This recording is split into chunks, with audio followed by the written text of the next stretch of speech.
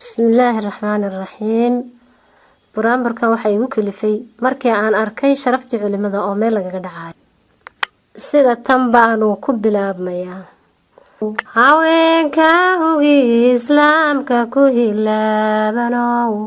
haweenka hugi islaamka ku hilaabanow, haweenka ceebahoodii caalamka u sheegayow, haweenka ceebahoodii caalamka u sheegayow,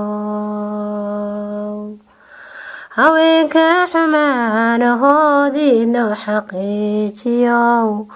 haweenka xumaanahoodii noo xaqiijiyow,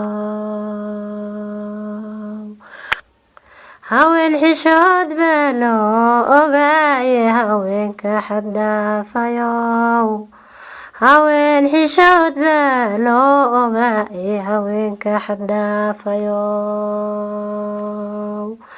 qof afkii lagama xaal siiye haweenka xumaadayow, qof afkii lagama xaal siiye haweenka xumaadayow,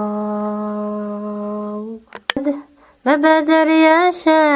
beesada idinku wanjalay, mabadariyaasha beesada idinku wanjalay, mise islaamkaad isku qarinaysaan ehelka kaniisadaa tihiin, mise islaamkaad isku qarinaysaan ehelka kaniisadaa tihiin, ma bidhi qaatayaasha bahoshan idinku riday, ma bidhi qaatayaasha bahoshan idinku riday, codkayga dhegaystaha weynka iscaayayow, codkayga dhegaystaha weynkan iscaayayow, anigu ceebiyacay caariyaanka ahay, anigu ceebiyacay caariyaanka ahay,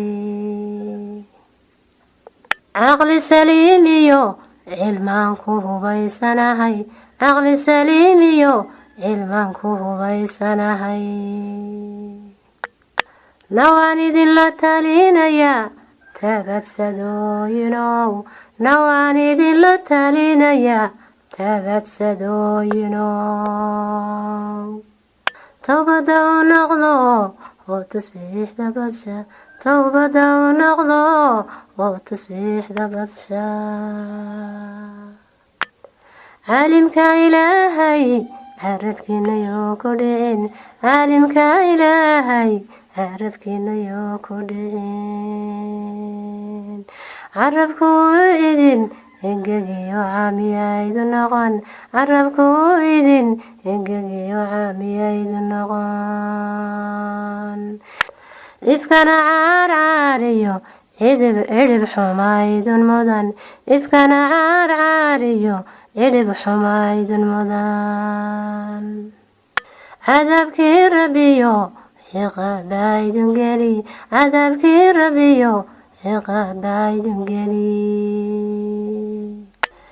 sheekhadan ceeb malo waa caalim weyn, sheekhadan ceeb malo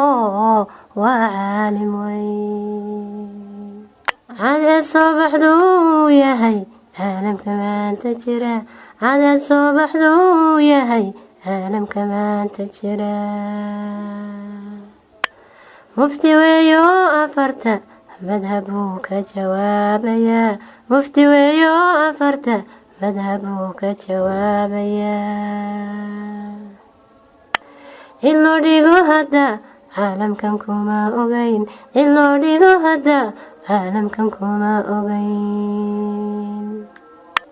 geesinimo xamsaan ku gorfaynayaa, geesinimo xamsaan ku gorfaynayaa, waracnimo cali buu ka weheshadaa, waracnimo cali